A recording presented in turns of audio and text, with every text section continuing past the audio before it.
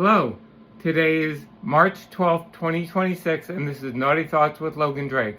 So today I'd like to talk to you a little bit more about my process for booking shoots.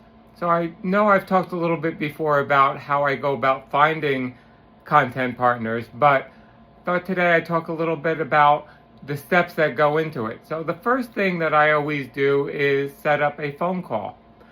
And I think that's very important because you need to establish communication. And I am not comfortable with just doing that through Twitter DMs or Instagram or even just text messaging. There's nuances in someone's voice that you need to hear to make sure that someone's comfortable with what you're doing. And it's a very hard rule for me that I won't work through partners, boyfriends, husbands, agents. I want to talk directly to the person that I'm working with because it's really important to me that I hear from them that, yeah, I'm comfortable with what you're doing and I'm down for that. So, when I set up the call, first thing I usually ask is, hey, what do you like to shoot? What works for you? One, that makes sure they know that they're included in the process, that, I really do want to know what they like to do and I want to gear the shoot around that. But also it's an opportunity to say, hey, I only shoot with girls. Okay, then maybe we're not a great match and we can head that off right there. My next question is usually, what are your no's? What are your do's and don'ts? So if you tell me that there's something on your list that you absolutely don't do, I usually try to go along with that. I always respect it.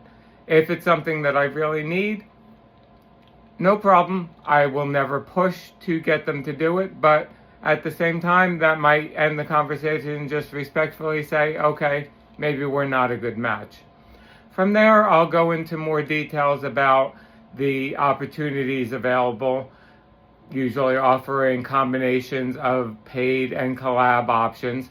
I'll talk about what the pay rate is, how long the shoots are, what we do during collabs, and what the expectation is from each party.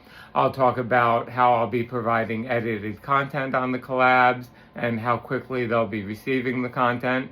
Then we'll talk about things like travel arrangements, letting them know that I can provide a place safe to stay in the studio, try to minimize costs, and different things like that. I'll also talk about different rules like not allowing any drugs or alcohol before or during the shoot.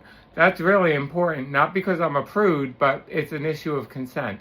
Everyone has to be, of sound mind and body when they're signing the consent form. That's very important. Afterwards, hey, you want to hang out and have a drink, whatever, no problem. I totally respect that.